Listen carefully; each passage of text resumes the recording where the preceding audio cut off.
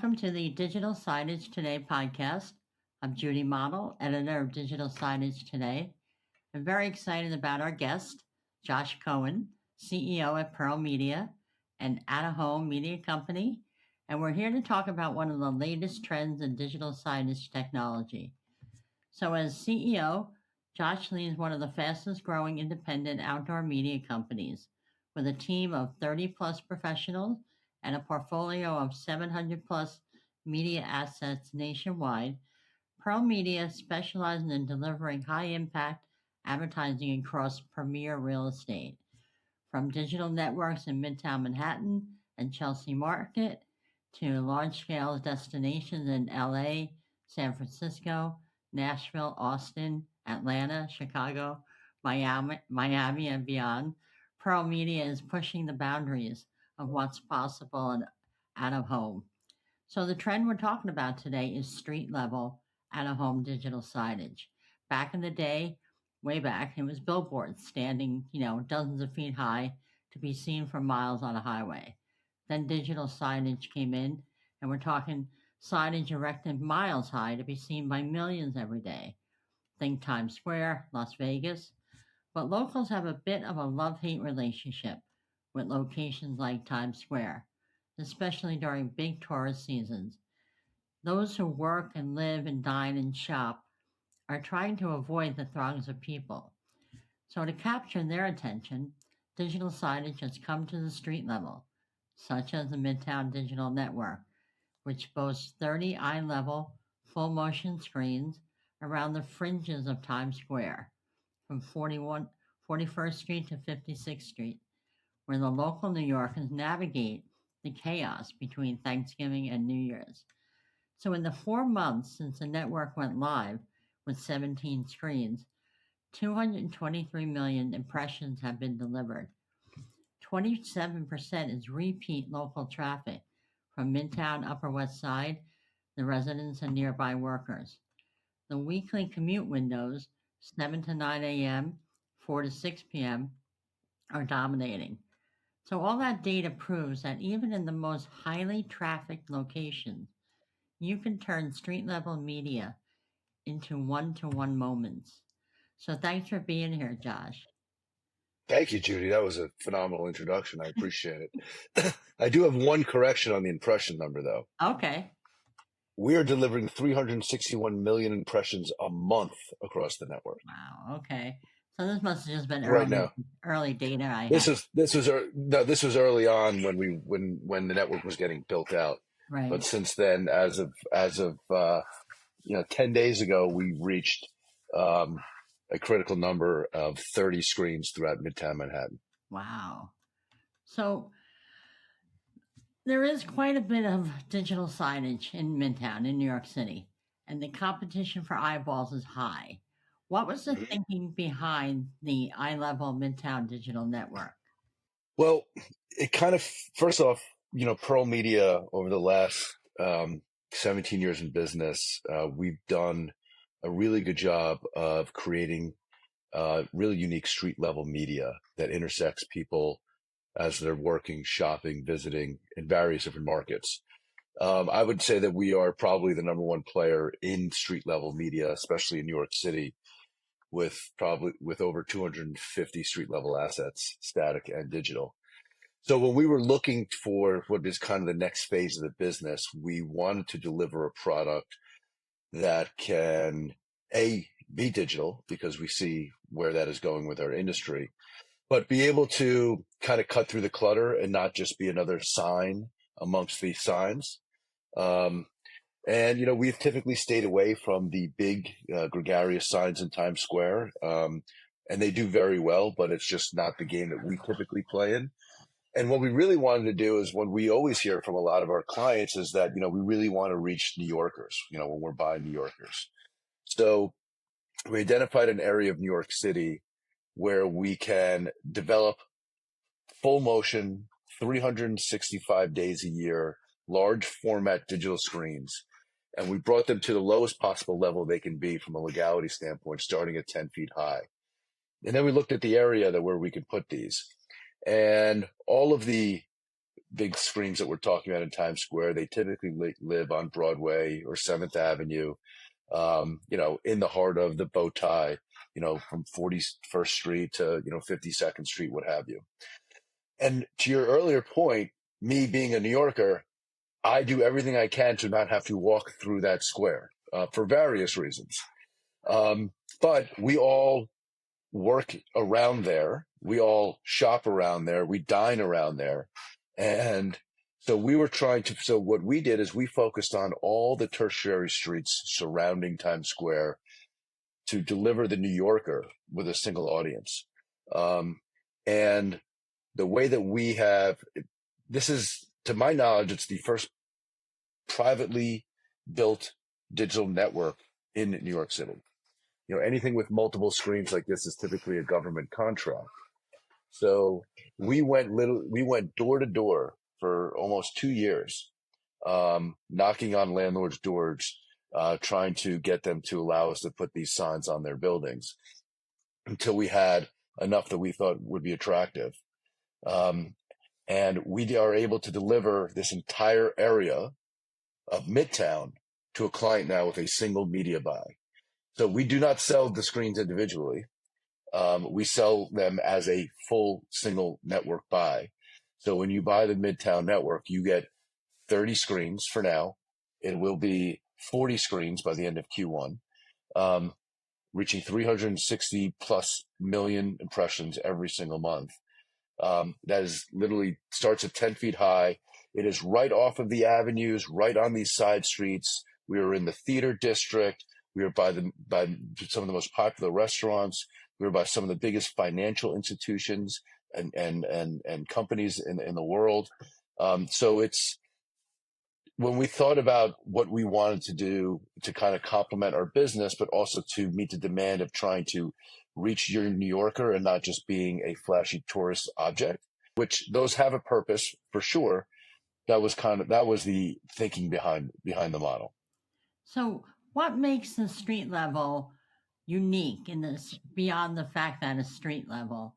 Um, does it offer any kind of unique like content opportunities that maybe the taller, larger signs that you might not catch all the time? Yeah, it's a great point. When you're walking down the street and something is 10 feet, starts at 10 feet in the air and goes up to 22 feet, number one, it's unavoidable, right? And these are hanging off of buildings over the sidewalk. So it's literally in eyes view. So you're not turning your head to see something. Most of our screens, there are typically no other digital screens within the purview of our screens. So being at street level, not only does it instantly gain attention, but it also allows you to engage with unique content, whether that's full motion. We have an opportunity where I think where some of the other folks do is to really incorporate mobile, whether that's QR codes, photos, one-to-one targeting, so we can retarget those phones and those messages. We can do a lot of fun stuff as far as content goes. When it comes to the parts of the day or the area that you're in, you can run different content on 41st Street than you're running on 52nd Street, trying to, and continually, honing in on a consumer's journey. All right. So, if I'm an advertiser and I have all these choices on where to put my messaging, what is the benefit or the pitch you're going to give me about why go street level? I mean, I know it ties to content because to me, if I'm walking 3 blocks and that sign is in my view, there's a longer story that can be told because it's in my eye line for that amount of time. Correct? Correct. Well, so here's what I would say. If you're an advertiser and you're typically spending in Times Square, that's great, and you probably should continue to do so because there's tremendous benefits of buying in Times Square. But you're missing the New Yorker that's literally living, working, and spending money and playing in Times Square, or I'm sorry, in New York City. And by being able to purchase the Midtown network, it should be looked at as a complementary effort to your big splashy sign or a really great coverage buy to hit the masses of people walking through Midtown New York City. The reason why you buy street level in our signs is because there is no clutter.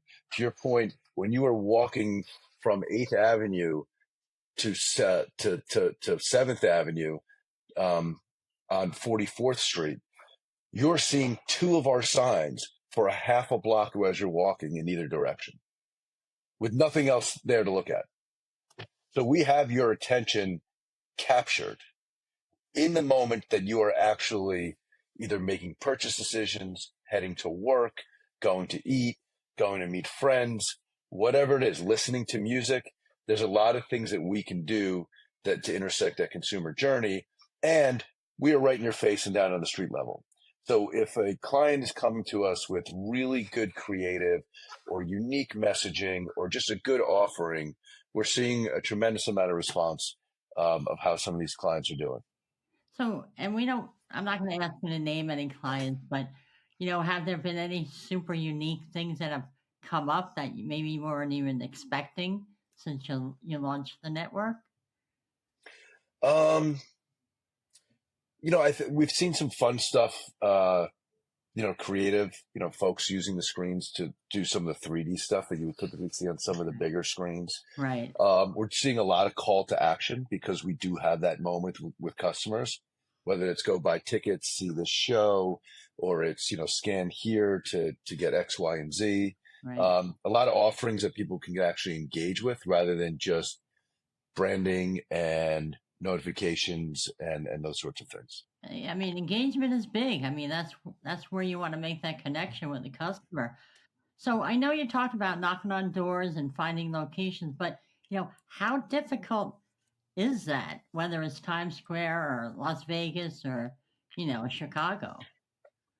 Almost 2 years. That's how difficult it is. Wow. To get something like that done, and then actually installing the signs is no easy feat themselves. Every building is different. A lot of these buildings are 50, 100 years old. We need to build support systems. So, and the idea of the network is for them they're all the same size. So we want conformity. They're very easy to buy. They're in the standard aspect ratio for standard types of creative, 16:9. And they never turn off ever. They're on 24/7, 365, every single day. And like you said, your client can do a messaging of one thing on one street and something different on another street. And also like customized to time of day, like if you want to reach that person going to work for some reason. So I mean, what should a potential customer know about street level before jumping in? I mean, I assume when you're meeting with clients, you hear some misconceptions sometimes, or you hear that they have a different idea of what it's really about. Can you talk about maybe some of the common questions and misconceptions you're getting from potential clients? I wouldn't say we're getting many misconceptions. I think most people kind of understand what the unique offering can do. Oh. I think it's more about creating the right type of creative and the message that might be a little bit different than what you're doing on some of the big Times Square or other screens in other areas, right? Because this is not, we have a lot of screens that sit indoors in places like you mentioned earlier, like a Chelsea Market or Brookfield Place, which those are, high volume retail centers and office centers. This you're actually speaking to people when they're walking the street. So they're in a different mindset, and getting them to engage as they're, whatever it is they're planning on doing. You need to be creative, and you need to, catch people's attention. And, we had a client who's up right now who's did something really unique with like the creative. Looks like there's Christmas lights around it and it's changing colors depending on what the actual graphics are. And they have multiple pieces of creative and it literally looks like, it looks like it's made for the street, a Christmas type of almost window display. And they did a really good job and it looks great. And to that point, we were very critical about the type of technology we used. right? So we want, knowing that we're this close to the ground, we wanted our stuff to be able to look great and shine bright. So we were pretty adamant about the pixel pitch and the actual hardware that we actually put up with these screens to make sure that they do look great, that they will show creative in the best versions of themselves at the highest resolution. So, when you were talking about, connecting and grabbing attention, one thing I was thinking about street level is that, 90% of people seem to have their head down, right, on a phone. Yeah. Um, where, wait, 20, 30 years ago, people walked the streets and were looking around. Um, so is a mobile device kind of a competitor to street level, messaging? Well, I mean, I guess to your point, then it would be competitive to any sort of out of home if you're just your head in your face. I would say that street level is going to capture your attention even more because it's literally right in your face. So when you're looking down your phone, it's right here, and if something is flashing and it's good creative, you're going to look up. We see that happening all the time. And New York's a little bit different beast. You can walk and check your phone, but you can't just keep your head down, especially in busy Midtown. You're going to walk into somebody, you hit something. So you need to be cognizant of where you are. And that's another benefit to some of the stuff that we're doing.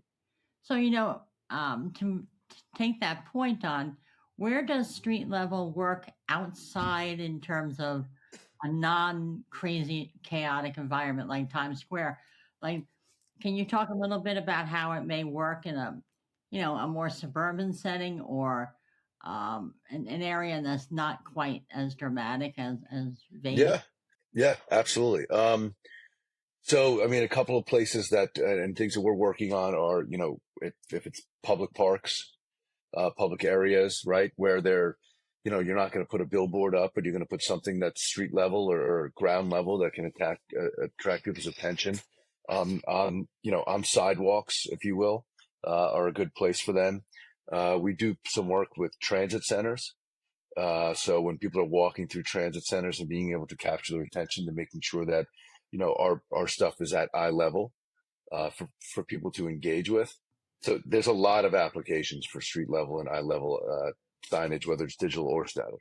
Right. I mean, and again, for people away from those big, busy places, is it a matter, is it hard to find a location and kind of make a mini network, or is that next on your strategy plan? So we are in the process of evaluating several opportunities in other markets to kind of provide similar opportunities. They might look a little bit different. They might be in a little bit different areas, but there's a lot of places around this country that we can tap into that eye level and street level signage. Because at the end of the day, what we're finding in some of these more rural areas or cities is that they don't want the big, loud signs. They want something that has a little bit more of an intimate feel, won't feel as a big distraction as some of these other things, and be able to do other things than just flip ads, whether that's wayfinding, information on local attractions in the area, all that stuff, what have you. So Right. Not as intrusive. And I know I didn't reach out and talk about this prior, but I'm curious about one aspect of street level signage, and that the audio aspect. Um, where maybe you can deliver a message beyond the display itself. But I honestly, I'm not too sure about that, Josh. So I didn't know if that kind of plays in or can play in or. yeah, we've gotten asked that question several times. And to be honest, I don't advise people to use audio. I just think that sometimes either if you're in a busy area like New York City, it's going to get lost. Right. Quite honestly, you're not going. It's going to be hard to hear because it's only so loud you could make it. Right. And if you're in one of those more rural, quieter areas, it could be actually seen as a turnoff. Okay. And more of a nuisance, Right. unless it's something very, meaningful and attractive. Right. So So we don't advise adding audio into the out of home. experience. Yeah. All right, so we got to wrap up. Did you want to share anything that might be on the horizon, or maybe even a tip to a potential client out there about what to come in and talk about?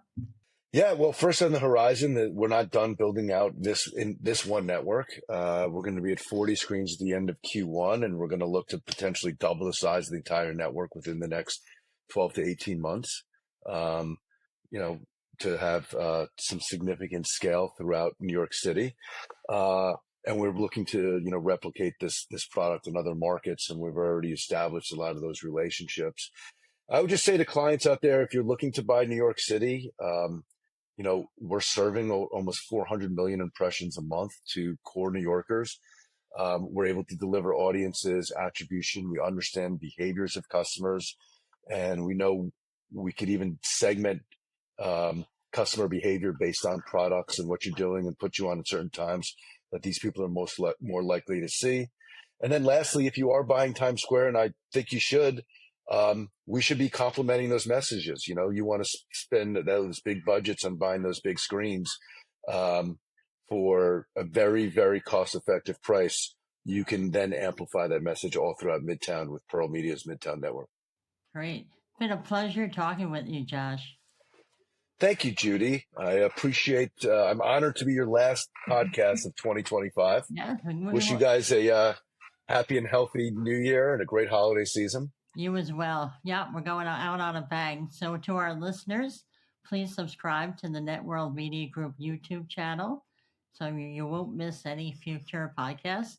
You can also log on to digitalsignagetoday.com and go to the podcast page link in the side nav bar and catch up on all our great podcasts.